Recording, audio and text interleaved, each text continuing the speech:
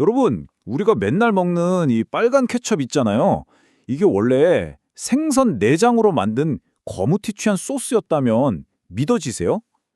자, 우리가 너무나 당연하게 생각했던 케첩, 그 속에 숨겨진 진짜 놀라운 비밀 역사를 한번 파헤쳐 보겠습니다. 토마토 없는 케첩이라 상상이 가시나요? 아마 에이 그게 무슨 말이야 하실 거예요, 그쵸? 케첩하면 당연히 잘 익은 토마토의 그 새콤달콤한 맛, 딱 그거잖아요. 근데요, 오늘 이야기 듣고 나시면 그 생각이 와르르 무너질 겁니다. 자, 그럼 이 케첩의 뿌리를 찾아서 떠나볼 텐데요. 도착한 곳이 좀 뜬금없습니다. 바로 고대 중국이에요. 아니, 햄버거, 감자튀김이랑은 진짜 하나도 안 어울릴 것 같은 곳이잖아요. 그런데 바로 여기에 오늘날 우리가 아는 케첩의 가장 오래된 조상이 잠들어 있습니다.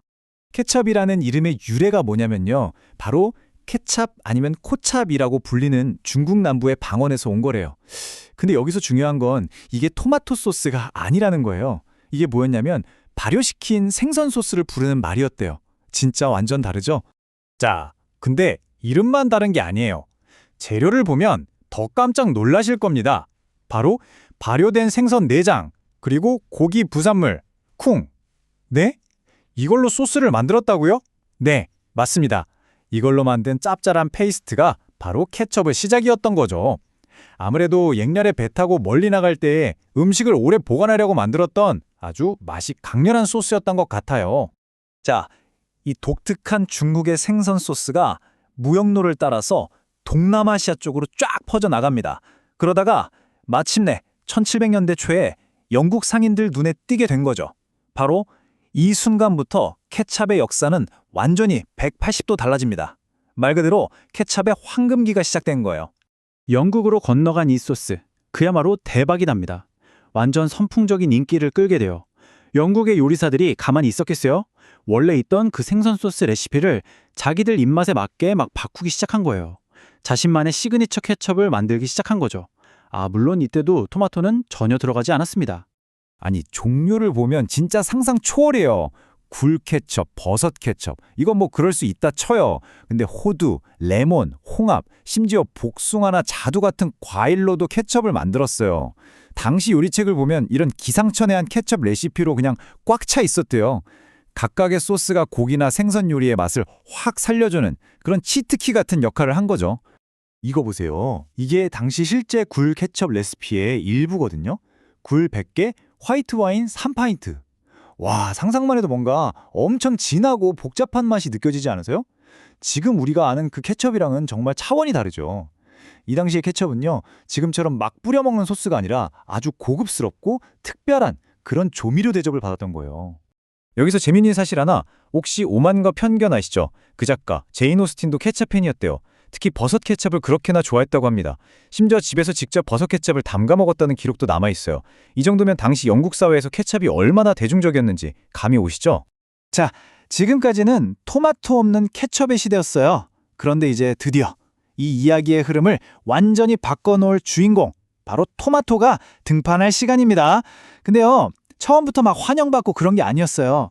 오히려 사람들이 무서워하는 공포의 대상이었습니다. 당시 유럽 사람들은 토마토를 보고 악마의 과일, 독사과라고 부르면서 막 피했어요. 이게 좀 억울한 게 당시 두자들이 쓰던 접시가 납으로 만든 게 많았는데 산성이 강한 토마토를 올려두니까 납성분이 녹아 나온 거예요. 그래서 납중독에 걸렸던 거죠. 토마토는 죄가 없는데 말이죠. 근데 또 한편에선 이걸 사랑의 사과라고 부르면서 뭐 정력에 좋다는 그런 소문도 돌았다고 해요. 이런 와중에 1812년에 제임스 미즈라는 과학자가 드디어 최초의 토마토 케첩 레시피를 딱 발표하면서 분위기가 바뀌기 시작합니다. 그런데 문제가 있었어요. 이 초창기 토마토 케첩은요, 너무 잘 상하는 거예요. 치명적인 단점이죠. 바로 이 문제. 이 문제를 해결하고 오늘날 우리가 아는 케첩의 시대를 활짝 연 영웅이 등장합니다. 그 이름, 바로 H.J. 하인즈입니다. 하인즈가 뭘 했냐? 딱 3가지로 정리할 수 있어요. 첫째, 아주 잘 익은 토마토를 썼고요. 둘째, 여기에 핵심 재료인 증류식초를 넣었습니다.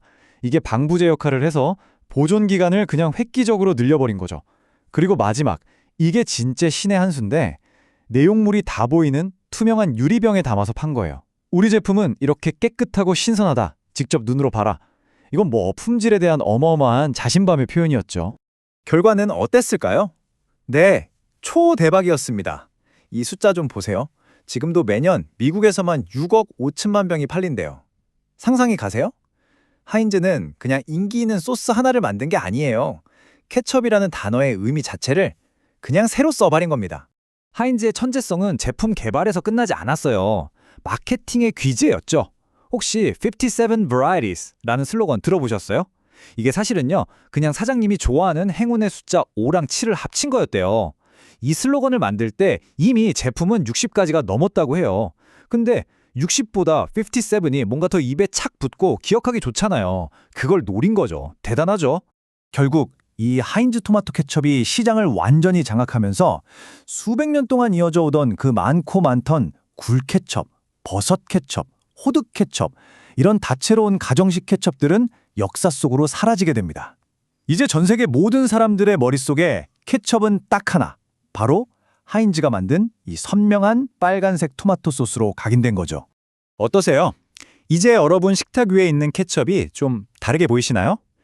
고대 중국의 짭짤한 생선 소스에서 시작해서 18세기 영국에서 온갖 재료로 변신을 거듭하다가 마침내 하인즈의 이 붉은 소스로 통일되기까지, 우리가 그냥 아무 생각 없이 뿌려 먹던 이 소스 한 방울에 정말 길고 흥미진진한 역사가 숨어 있었네요.